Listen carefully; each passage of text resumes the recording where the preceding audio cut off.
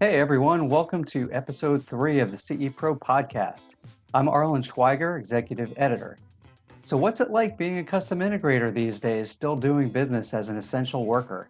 How do you prep your team? What kind of jobs are out there? Stay tuned for those insights and more on this week's edition.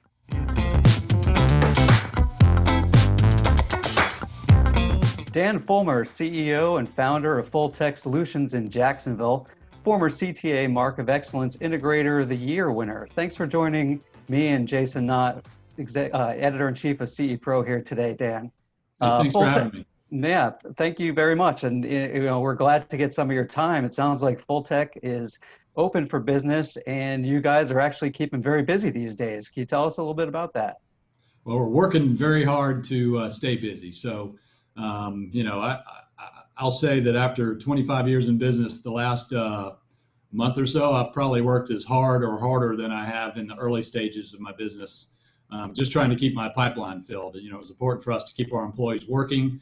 Pretty much all of our employees agreed that they wanted to continue working and go out in the field. Of course, anyone that didn't want to, they were free to not work. But all of ours wanted to continue working. So that was really the hardest thing, was to start, release the brakes and go full force after, every client that we've been working with. We kind of did a little bit of innovation in the meantime, came up with some creative systems, also called on our commercial clients whose offices are typically shut down now. We've got several bids out for conference rooms and things that they wanted done in the past, but they couldn't shut the room down or get the schedule set up right so we could work in those rooms. So we began calling them and asking, hey, now that your rooms are cleared out, isn't this a good time to do these projects? And several of them agreed to. So that fortunately kept us moving forward. And, we've had a decent amount of cancellation on the residential side. We've also actually canceled or postponed appointments with elderly clients or anybody with any pre-existing conditions for about, at least 30 days at the time. And we're extending that as needed because we certainly don't want to get anyone sick unless they have an emergency. So if they have a networking problem or something like that, yeah, we'll show up. But if they want a TV hung and they're in one of the higher risk categories, we typically will want to extend, postpone their appointment unless they really, really want us to come, which some people have. So it's kind of a mix between the two that we're getting. And again, just trying to fill the gap with innovating new things and new ideas, video conferencing, telemedicine, site surveillance for commercial construction projects. Thefts have gone up. So that's another thing. We put together a kit on surveillance for builders that uses a GSM cellular modem. So all they need is basically power. So it's really just trying to think outside the box of what people need right now, truly need, not trying to sell them stuff, but what are the needs that people need right now? Let's innovate around those, find out how we can help solve some of those problems and provide solutions that help people get through it. Dan, let's dig in a little bit into specifically of the precautions you're taking with your team in the field in terms of what you guys are wearing for PPE, where you found it, what hoops you had to jump through to get it, and how often you're wearing it, how much it costs, those sorts of things. Right. Well, when this all started out, I figured that we would be deemed an essential business because of networking and video conferencing and whatnot, and wanted to keep our team working. So I immediately went online and started looking for masks, booties, and gloves. The booties and gloves weren't too hard to find. You're not going to get surgical gloves, but mechanic gloves, other kind of gloves like that you can get. They're black, but whatever. It still keeps us, somewhat clean out there. The masks were a real problem. I spent literally several hours looking on, Amazon for various masks. Everything at the time was slated for delivery in June. Some were July. Some did say May, but they were iffy vendors that were new and didn't have any ratings. So we tried to stay away from those. We actually placed 2 orders on Amazon for the mask at high prices, and both of those were canceled. So we assume it was either fraud or they didn't have them or something else was wrong. So we never got those. So I ended up going on eBay and again spent a lot of time looking at the vendors who were willing or able to deliver within a couple of weeks. And again, this was back in March, so this was several weeks ago. And we found masks for, about $1 plus a mask, which usually these are $6 to $9 for a box of 50. But I knew I needed to get them in to keep my employees working. So we ordered a couple of boxes of those, and it took 2 solid weeks, and there were some delays in the shipping. And even that order showed as canceled on eBay, and we're not sure why, but apparently it got shipped before it was canceled. And we were able to see the tracking, and then our money hadn't been refunded. So we waited a couple more days after the 2 weeks, and they eventually showed up. So I would kind of count that up to luck. We put a lot of effort into it, but I think the masks are probably the biggest problem for anyone who's trying to work now, whether a restaurant employer. I see people complaining about, why aren't these people providing masks for their employees? Well, gosh, it was pretty difficult for me to find them. And eventually we're going to run out of those, and I'm going to need to reorder. So, at some point we'll do a count and see how many we have left. We're trying to use them judiciously. Obviously, out on construction sites, we don't need to wear them. On a lot of commercial sites that are empty and closed right now, we don't need to wear them. Some do require that we wear them, and we do. Anytime we go into a residential home that is occupied, we wear them, of course. But you can't really reuse them because once you've worn a mask in a dirty environment, so to speak, you're carrying out whatever you picked up on that mask to the next job. So, best practice is to actually dispose of the mask after you've used them in an environment. So that, again, there's another best practice that you can set them up and let them sit for 72 hours or more. There's also different cleaning methods that we may actually start using because the masks are so hard to find. I read actually a doctor, and I talked to a doctor client of mine who said this, is, hey, we don't have enough N95 masks, so I'm putting on the N95 and putting a cloth mask over that, which is getting whatever the external germs on it, but I can wash that off and then reuse my N95 mask. So we may go to some aspect of that where, hey, we're recycling the mask, or one doctor said he was putting them on a 72-hour cycle. So he'd wear one, set it aside for 72 hours, because people like the CDC are saying that it can live up to 72 hours on your mask.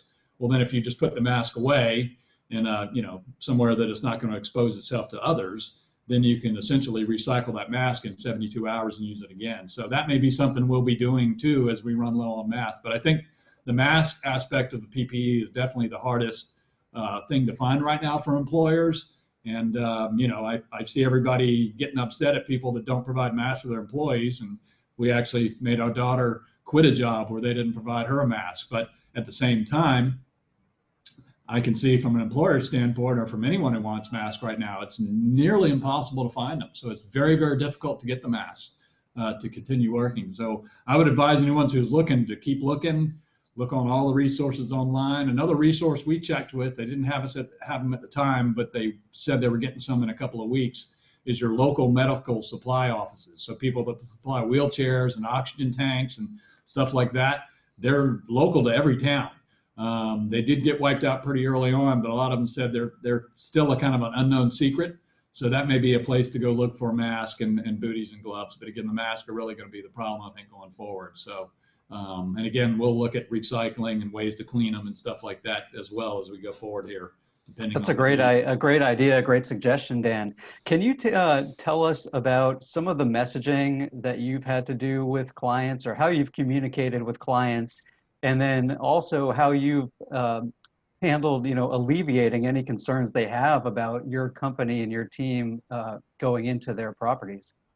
Well, we haven't done any email blast or real announcements or anything. We've just called our clients and told them that we have PPE. We're wearing PPE as needed. We're observing the coronavirus best practices and stuff. So some people have, like I said, some clients who have either underlying conditions or are older. I mean, my mom, I've told her, you stay home, we'll go to the store for you. I certainly don't want to risk her at, in those older ages, or anyone else to get the disease. But on the same aspect, we have to continue working, because that's, literally our survival. I have employees to feed. I have, children to feed. I have a wife to feed. So we have needs that need to be met. So I think, it's critical for some companies to stay working, and it's critical for, some of our clients that, we've done a lot of networking, home Wi-Fi stuff, several clients that have multiple kids. they had so many kids home trying to do their schooling at one time, they actually had to send some of them to a relative's house because they didn't have the bandwidth to handle it. So, that's coming up a lot, and people don't realize how limited they are until they try to max things out, of course. So. What about internally, just with Fultech Solutions and your own team members? What kinds of adjustments have you guys had to make, in terms of preparing your own company for, a different way of having to run your business these days?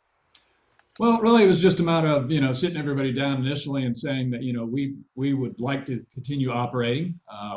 If all of you would prefer to continue operating, you're welcome to. If you think that you should not be working, then that is fine as well. We've had one employee that lived with someone who got sick. They had to stay home, of course, until that person was tested. That person actually tested negative. And he was positive for something else, so we knew it wasn't corona, but we made him stay home a week before we let him back at work. So, we're observing those precautions. And then, of course, we told him we had bought the masks, gloves, and booties that they're to wear on any residential job that they go out to. On commercial jobs, again, it's kind of whether or not it's occupied or not. Many are not right now. Some have light occupation and still want you to wear PPE, and which is fine, and we will. Other jobs like construction jobs that are outside, we obviously don't require that they wear them. If they feel more comfortable wearing them, then they certainly can. So it really wasn't too much of an adjustment there. It was one thing we did have to explain, and again, I grew up in a house with a doctor and a nurse as parents, and so we had a little bit of connection to this stuff, but was to teach people really what sterility means, and wearing a mask or gloves or booties in and out of a house and through multiple jobs just is like not wearing them at all, or worse, spreading things more than if you didn't do anything at all. So that, I think, was the biggest misconception from employees, is I have to just put on this mask and I'm good all day. It was no, if you're walking into an environment that is potentially germy, then you need to dispose of that mask once you leave that environment. Otherwise, you're taking those germs into every other area that you're going into. So I think that was, and again, if you're not familiar with this stuff, some of those guys were kind of shocked to hear that. But if you're not familiar with it, you just don't know these things. So it's just, it was little things like that, just making them aware of how to use the PPE, what are the best practices to use. Not to be too overly paranoid about touching your mask or things, but at the same time being reasonable in your observations of what are best practices. Dan, if we look beyond this COVID-19 crisis, and it's exciting to hear how hard you had to work to fill your pipeline, but what does Fultech look like, and what do you think the market will look like in general coming out of this? Do you think it's going to be a slow push ahead, or do you think you're going to be slammed with a giant pipeline of pent-up demand coming right out of this? I'm hoping for the latter, but I'm really not sure. If I'd had this crystal ball, I know 2007 and 8 would have been a lot better for us too. But we did okay during those. But I'm hoping that people are pent up. They've been locked up, locked down. They've been kind of saving money and holding off on things they wanted to do, and that pent-up demand will kind of explode as the lockdowns slowly subside. But at the same time, I'm not sure. I think this could be revolutionary in some aspects with respect to people working from home more often. I think a lot of us have seen that we probably can do more working from home and be just as productive. There are tools and technology out there that help us to do these things. So, hopefully that will open up some new avenues. Other technologies have obviously met more appeal during the lockdowns as well. So I think that opens people's minds to how technology can help us. Also, some security issues have come up with various things during this crisis, and not all of it's related to technology. It's related a lot to how we utilize technology and really overlook security and security needs. So I think that's something hopefully too that will come out of this, is people will learn that there's more reasons to lock down your networks, lock down your devices, use passwords in Zoom meetings. There was a lot of talk of Zoom getting hacked. Zoom didn't get hacked. What happened was people were just posting stuff that showed their meeting ID online. People would see that and then log in, and they weren't using a password or having to open waiting rooms and whatnot. And then people could come in and do, disturbing, sick, and weird stuff to their meetings. So, but again, this is basic general just security settings that people need to use on their own, not problems with any specific software or hardware or whatnot. Although there are software and hardware problems out there certainly, but I'm hoping that's an aspect that will come to light as well. Dan, it sounds like you're having a decent amount of success right now in terms of the technologies that for CE Pro, we've been hearing a lot of, that this whole situation might give a pretty nice bump to in terms of, video conferencing, security, surveillance, even home AV, things like that. But I'm wondering, in terms of actually talking to clients or having a consultation, is that something you guys are doing remotely with them, or how does that compare to what life was like, a couple months ago? We haven't done any of those for residential clients, and just because we've been busy with other things and kept busy otherwise. But that hasn't been something that we've thought about. We have had some meetings that way with our commercial clients who are kind of already set up with Zoom or other video conference systems, and they're used to it, and it's not a big thing to set up. So I think that will become more of a tool that we're going to use going forward. In addition to just doing video conferencing, it's also great, especially if you have a movable camera. So for instance, as I can show people things that we're doing and scan around rooms and model homes and things like that. So I think in that aspect, it would be helpful, a helpful tool for us to use going forward. We just haven't gotten to the point as of yet that we needed to utilize that on the residential side. During this whole time, have you been chatting with other integrators at all, just to see how your situation compares to others, and ways that you're able to maybe pick up some tips or help provide some tips for other guys who are still also doing business as essential workers?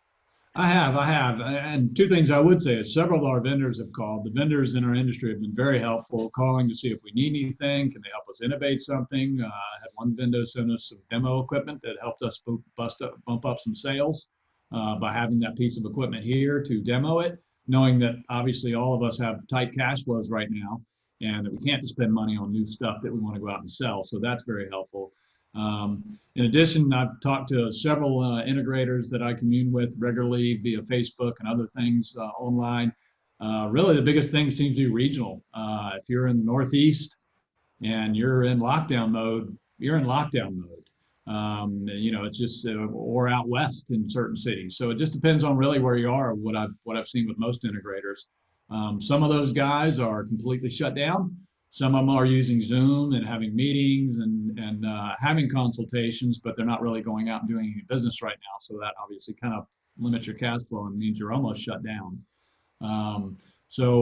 I really haven't seen anything super innovative for those guys. I mean, if you're in an area that's locked down, there's not a whole lot you can do. And we feel terrible for them, obviously, and their employees as well. In other areas, it's, I've talked to guys like us that are in areas that are not in complete lockdowns, and it's really everybody's innovating and pounding the pavement and just working harder than ever to try to keep the pipelines filled.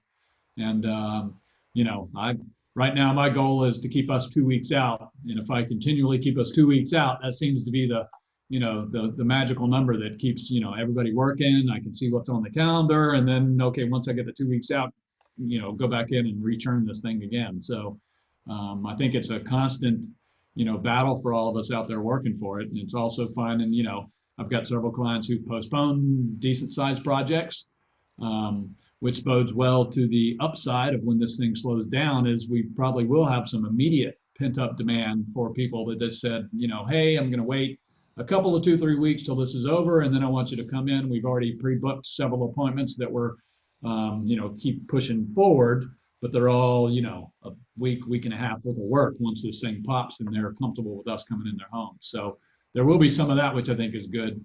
I think it's just a matter of keeping it going, and, everybody just keep doing what you were doing before. You might have to do a little bit harder, a little bit more innovatively now than before, but, if you keep doing that, I think most of us will be okay.